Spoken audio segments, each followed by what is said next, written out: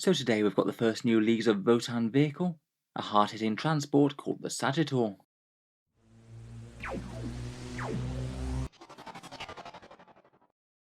Hello and welcome back to Allspets Tactics, where today we're back for another Games Workshop model reveal, one of the new Leagues of Votann miniatures, a vehicle called the Sagitaur.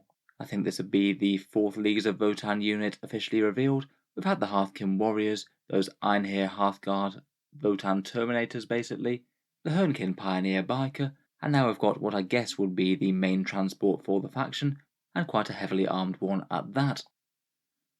So far we haven't really got much idea as to what the rest of the Votann release will be looking like. We know the rough shape of the infantry, but so far we hadn't really seen any hints as to what their vehicles will be looking like, and I think there was quite a lot of room for Games Workshop to go down all sorts of different paths if they'd wanted to.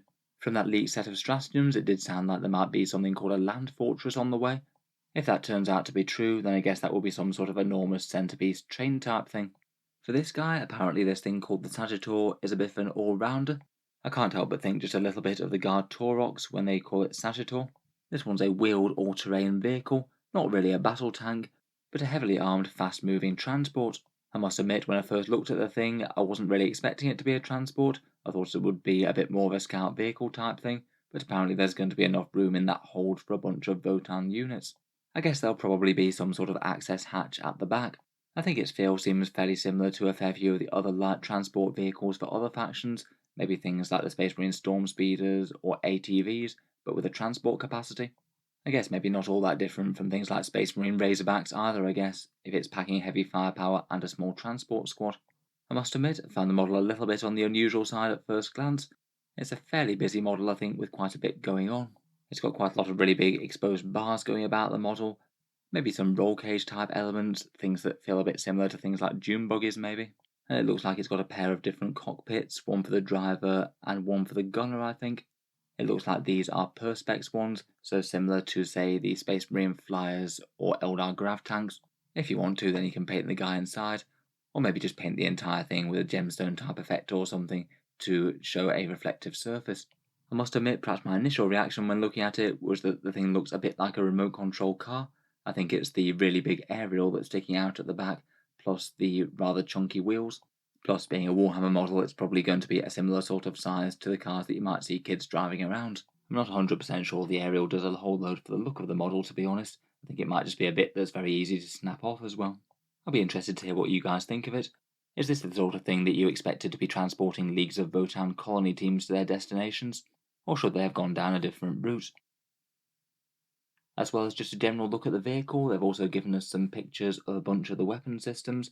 It looks like the ones at the front are going to be set as a twin bolt cannon apparently, looking very much like a pair of heavy bolters, but probably souped up in some sort of space dwarf engineering way.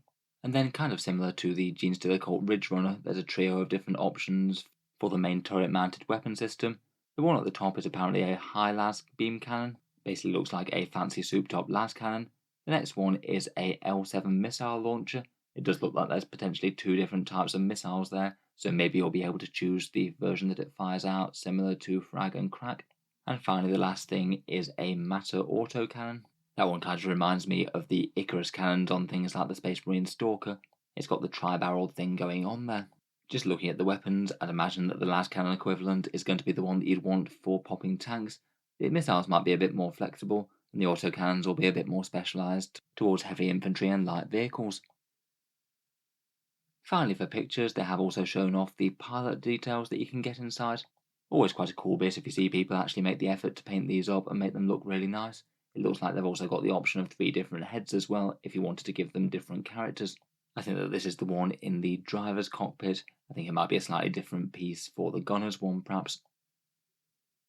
Finally, of course, without a codex, we're not going to have all that much hints at the model's rules yet, but they did give us a few little teasers in the article and from that stratagem page that we had.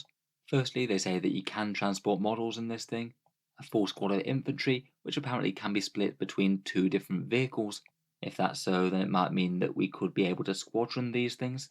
I guess maybe it might be somewhat similar to the Space Marine Razorback maybe, with a transport capacity of 5 to 6 models, which wouldn't be enough for the basic troops choice in the book.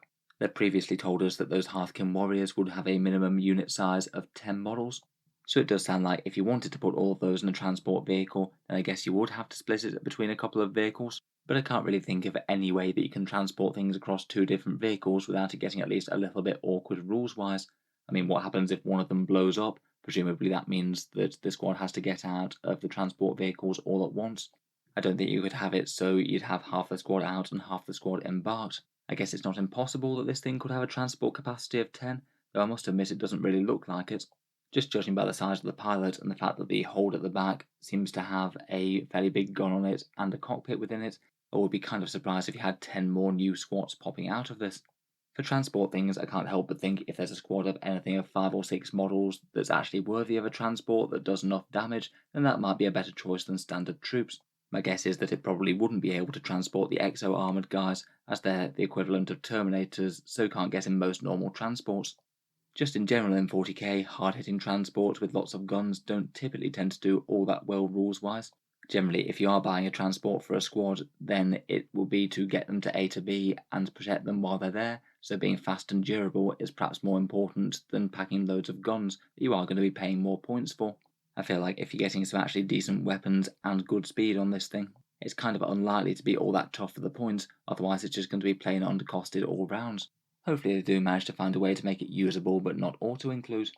Finally, in those stratagems, I did notice that this could be one of the things that you could use that beam cannon stratagem on. There's a 1 command point 1 for when you hit a unit with a beam cannon. You roll a dice and on a 4+ they take a mortal wound, and then if the unit gets hit by more beam cannons for the rest of the phase, then they also cause a mortal wound on a 4+. I guess how good that is depends on how many shots those high-las beam cannons have, but if you could take squadrons of these and hit things with lots and lots of them, then that could add up to a fair bit of damage. So anyway, I'll be interested to hear your thoughts on this guy. Do you like the new Leagues of Votann Sagitaur transport? What do you make of the model? And what are your predictions for what it's going to be doing in-game?